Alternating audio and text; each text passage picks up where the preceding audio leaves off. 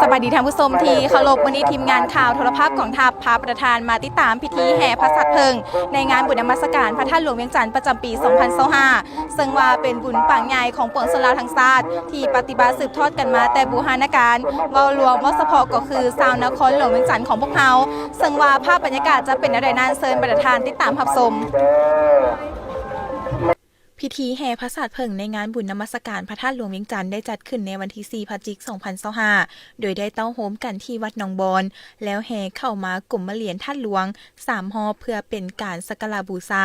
คุณพระภูมิพระธรรมและพระสงฆ์โดยมีขบวนพระสงฆ์ออกหน้าและการนำผักหลาดพร้อมด้วยขบวนมวลชนจากหลายภาคส่วนเข้าร่วมแห่อย่างฟุดฟื้นมวลซืนเต็มไปด้วยความหักแพงสามัคคีของปวงชนลาวทั้งชาติพร้อมทั้งรักษาได้ด้านวัฒนธรรมและฮิตครองประเพณีของชาติประเพณีแห่พระสัตว์เพลิงเป็นอีกหนึ่งกิจกรรมที่ได้สืบทอดและปฏิบัติกันมาในงานบุญนมัสการพระธาตุหลวงเวียงจันทร์เป็นเวลาดนนานพระสัตว์เพลิงที่นำมาแห่นั้นแม่นเฮ็ดมาจากต้นกล้วยและอื่นๆพร้อมประดับประดาด้วยดอกเพลิงเครื่องไส้เซนซอดำบิ๊กเขียนปึ้มเขียนและเครื่องไส้ที่จำเป็นรวมทั้งเงินที่ถูกจัดวางเป็นระเบียบและดัดแปลงเป็นรูปแบบต่างๆซึ่งการตกแต่งพระสัตว์เพลิงนั้นจะมีความหมายและแสดงถึงความอุดมหังมีของประชาชนลาวในแต่ละระยะและประเพณีการแห่พระสัตว์เพลิงที่จัดขึ้นในทุกๆปีแน่ใส่เพื่อสืบทอดเอกลักษณ์และปกปักรักษาฮิตของประเพณีอันดีงามของเราไว้ให้ถึงเส้นลูกหลานในการแห่พระสัตว์เพลิงจะมีมวลชนลาวบรรดาเผ่า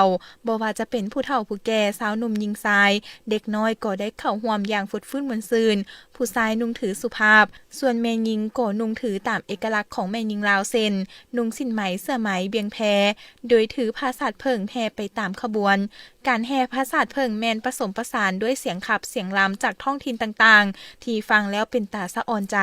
พร้อมยังมีขบวนการแห่พระสัตว์เพลิงจากภาคส่วนต่างๆที่นุ่งถือของชนเผ่าต่างๆแสดงให้เห็นถึงการเต้าโฮมความสามัคคีของปวงชนลาวบรรดาเผ่าเว้ารวมว่าเฉพาะก็คือชาวนครหลวงเวียงจันทร์การแห่พระสัตว์เพลิงนั้นจะแห่อ้อมรอบนอกกรมมะเหรียญพระธาตุหลวง3 รอบก่อนขบวนจะแห่ผ่านประตูเบื้องตะวันออกเพื่อแห่อ้อมพระธาตุหลวงอยู่ด้านในกรมมะเหรียญซึ่งหลายสั้นคนแม่นได้นำเอาพระสัตว์เพลิงและดอกไม้ทูบเทียนของตนนำไปสักการะบูชาอ้อมรอบตีนพระธาตุหลวงอธิษฐานและขอพรตามความเชื่อถือของชาวลาวเฮาเห็นให้ขบวนการแห่พระสัตว์เพลิงได้รับความสนใจจากบรรดานักท่องเที่ยวทั้งภายในและต่างประเทศในแต่ละปีมีนักท่องเที่ยวเข้ามาร่วมและเที่ยวชมขบวนการดังกล่าวเป็นจำนวนหลายท่านผู้ชมที่ผ่านไปนั่นก็แม่นภาพบรรยากาศพิธีแห่พระสัตว์เพลิงในงานบุญนมัสการพระธาตุหลวงเวียงจันทร์ที่ทางทีมงานข่าวของพวกเรานำมาให้ประธานได้รับชมซึ่งว่าในมื้อต่อไปก็ยังมีการแข่งขันกีฬาตีคีและตอนแรกก็ยังมีการเวียนเทียนเพื่อเป็นการสักการะบูชาพระธาตุหลวงและก็ถือเป็นอันสิ้นสุดพิธีในงานบุญปี 2025ทีมงานข่าวถ่ายภาพจันทร์สุดารายงาน